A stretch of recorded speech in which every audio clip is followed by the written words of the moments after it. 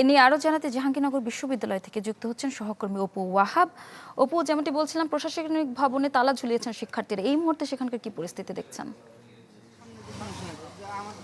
এফসিতে প্রশাসনিক ভবনে তালা ঝুলিয়ে দিয়েছে। সকাল 10টা থেকে তারা তালা ঝুলিয়ে অবস্থান করছে।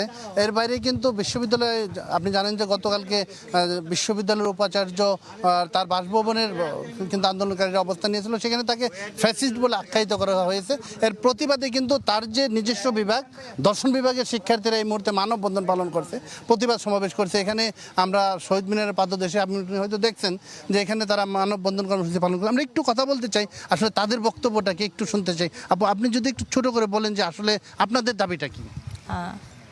আচ্ছা, প্রথমতই ধন্যবাদ জানাচ্ছি কথা বলার সুযোগ দেওয়ার জন্য, এবং সেই সাথে যেটা বলছি সর্বপ্রথম স্পিচের সর্বপ্রথমে এটা বলছি যে আমাদের ক্যাম্পাসে যে ন্যাক্কারজনক ঘটনাটি ঘটে যাচ্ছিল, একটা ধর্ষণ চেষ্টার মতন ব্যাপার হয়েছে, প্রথমে এটার বিচারের দাবি জানাচ্ছি এবং এই ধরনের ঘটনা যাতে ভবিষ্যতে না ঘটে আমরা সেটার জন্য আমাদের নিরাপত্তার দাবি জানাচ্ছি, এই আহ্বান করছি। কিন্তু প্রতিটা দাবির এবং প্রতিটা প্রতিবাদেরই একটা ভাষা আছে। আমরা গতকাল আমাদের মাননীয় উপাচার্য, আমাদের VC sir doctor Kamrul Ahsan স্যারের সঙ্গে যেই ভাষা ব্যবহারটি আমরা দেখেছি, এটা কোনো ধরনের প্রতিবাদের ভাষা হতে পারে না, এটা কোনো আন্দোলনের ভাষাও হতে পারে না।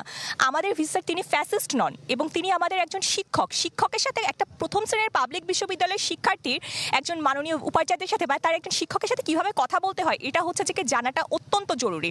কারোর দিকে হচ্ছে আঙুল উঁচিয়ে তাকে হচ্ছে ফ্যাসিস্ট যেমন বলা যায় না, তেমনি ব্যঙ্গ করে তাকে খিচুড়ি খাওয়ানো যায় না। এগুলো হচ্ছে শুধুমাত্র একজন দায়িত্বরত ব্যক্তিকে উত্তেজিত করে আন্দোলনটাকে অন্য খাতে নিয়ে যাওয়ার চেষ্টা।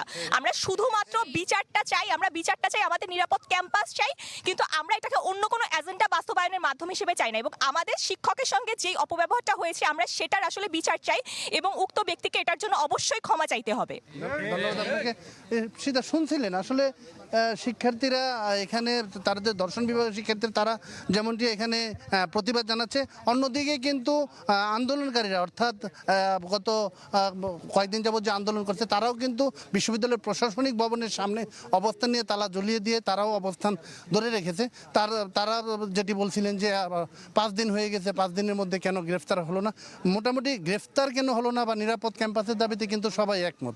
বিশ্ববিদ্যালয়ের প্রক্টর কিছুক্ষণ আগে কথা বলেছেন গণমাধ্যম কর্মীদের সাথে, তিনি বিষয়টি নিশ্চিত করেছেন যে বিশ্ববিদ্যালয়ের যে নিরাপত্তা প্রাচীর সহ যে সমস্যাগুলো রয়েছে সেগুলো সমাধানের ব্যাপারে সরকারের পর্যায় থেকে এবং শিক্ষা মন্ত্রণালয়ের পক্ষ থেকে নিশ্চয়তা প্রদান করা হয়েছে এবং 14টি কিন্তু নিরাপত্তা কার্যকর করার জন্য বিশ্ববিদ্যালয়ের নিরাপত্তা নিশ্চিত।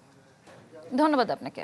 ঈদ আসবে, সাথে ক্যাশব্যাকও আসবে। নিজের বা প্রিয়জনের জন্য কেনাকাটায় এবারও নগদ পেমেন্টে পাচ্ছেন দারুণ ক্যাশব্যাক। তাই যাই কিনুন, পেমেন্ট করুন নগদে।